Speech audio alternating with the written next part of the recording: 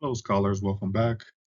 I just wanted to take a moment and do a video recap of our lesson on Native American literature. So think of this as sort of like a highlight reel where we'll pull together some of the more important ideas about this type of literature. So here we go.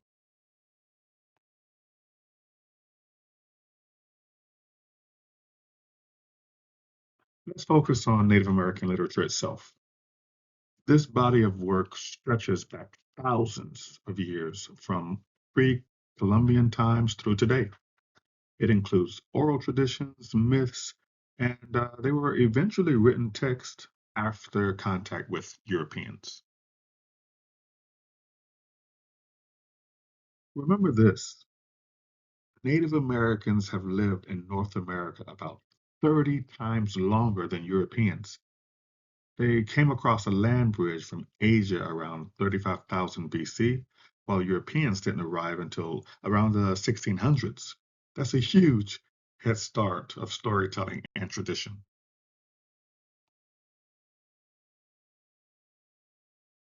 So Native American literature comes out of a rich set of oral traditions from before European contact and later adopted European writing practices. North American creation myths were not written down until just a few hundred years ago. As such, no fixed version of Native American stories exists because stories change over time with each speaker. So let's talk a little bit about oral tradition and what it is. Before writing, stories were shared orally through song and chants or legend and performance. Oral tradition is living, it's flexible, it changes with every storyteller. Its goal is not just to entertain, but to teach about the world, about behavior and the balance of good versus evil.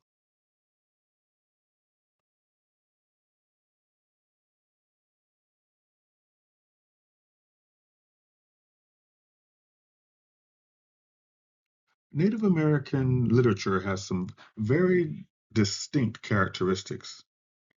You'll often see repetition because repeating words and phrases helps teach and remember. You'll see ritual, since stories were often tied to ceremonies.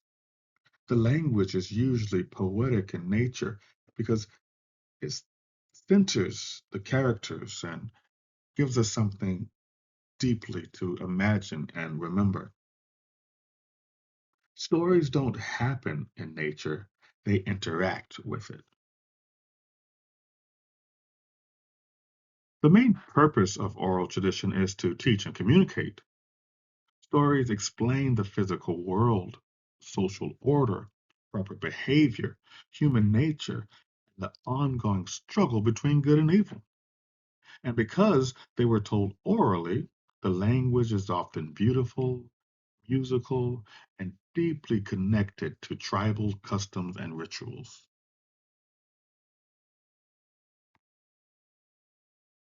So let's talk a little bit about what a myth is.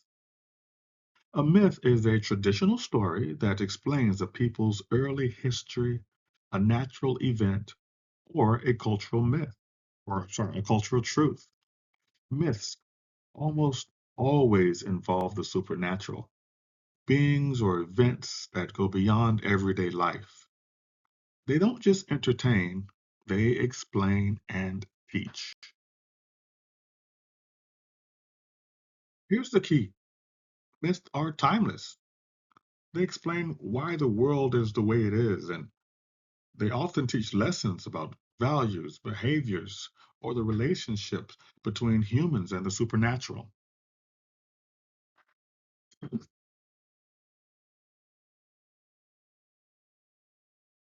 There are four main types of Native American myths: trickster myths, origin myths, creation myths, and the heroic journey myth.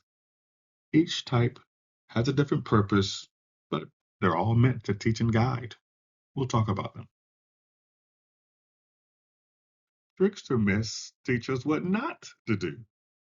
The trickster, like the coyote or the rabbit, causes chaos by being selfish, sneaky, or foolish. These stories show what happens when people break the rules, and they remind us what qualities are valued in society.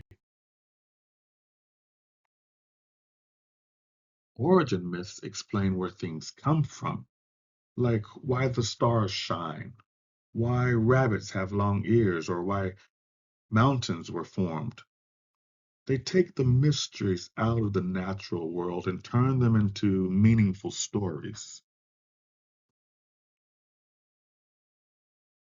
Creation myths answer the biggest question of all. How did humans and the world come to be? Every culture has some version of a creation story, and Native American ones are often rich with symbolism and deep connection to land and sky. And finally, the heroic journey myth. In a heroic journey myth, an ordinary person goes on an extraordinary adventure. Along the way, they face trials and challenges, often with supernatural help, and they always return home changed, bringing wisdom or gifts back to their people. Sounds a lot like a modern superhero story, right? So that's our lesson on Native American literature. Short and sweet, but I do want to make sure to check in. Can you identify the characteristics of oral tradition? Can you list the four types of Native American myths? Can you explain what makes each one unique? If you can answer yes to all of these questions, then you're in great shape. Now, before I sign off, I want to ask you one final question, and the answer should be resounding yes. Do you know what John Locke said? The philosopher and sort of founder of modern democracy, John Locke, said, reading furnishes the mind only with materials of knowledge. It is thinking that makes what we read ours. In other words, it's not just enough to read. You have to reflect, analyze, and think critically in order to learn. So when you read, read with purpose, read with intent. Make it your own.